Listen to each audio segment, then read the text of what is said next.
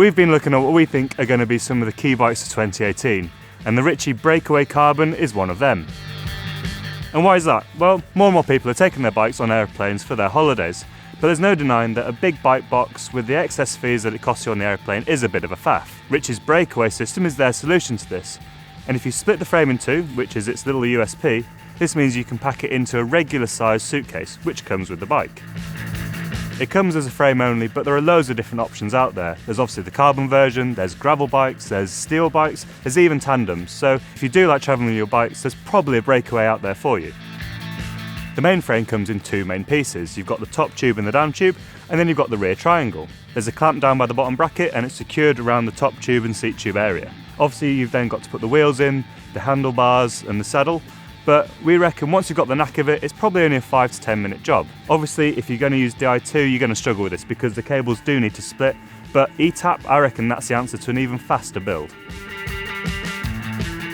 Tom Ritchey has been designing bikes for decades, and this has his classic race geometry. Parallel angles, it's a little bit shorter than some of the more aggressive race bikes, but it's certainly not an endurance bike. What this means is that out on the road, it's a really fun, fast, agile bike to ride, both up and downhill.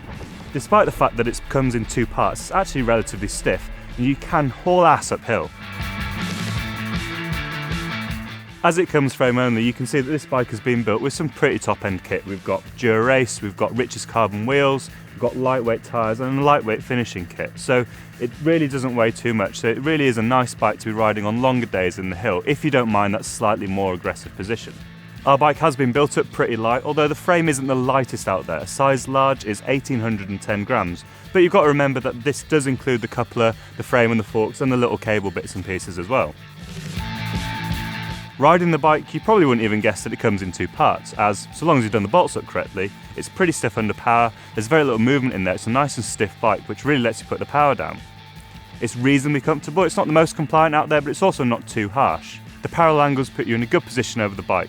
Down a hill, it can get a little bit twitchy, as most race bikes can do, and you can get a little bit caught out if you're not totally on it, but it is a little bit taller at the front than some of the more aggressive race bikes out there, so it is quite a nice bike to be riding all day on. So who's this bike really for then? Well, if you only go for one cycling holiday a year, maybe it's not really worth it. Maybe you could just use your normal road bike. But if you're lucky enough to travel frequently, or say you're a business traveller who feels guilty about leaving their bike at home and missing out on those training rides, given that this fits into a regular size case, it's a really convenient way of taking your bike away if you do travel frequently. Save for a few hundred grams in the frame, there's really no compromise to riding this bike. If the concept works for you, and if you travel a lot, this could be the perfect solution to your problem. And that is why this is one of the key bikes for 2018.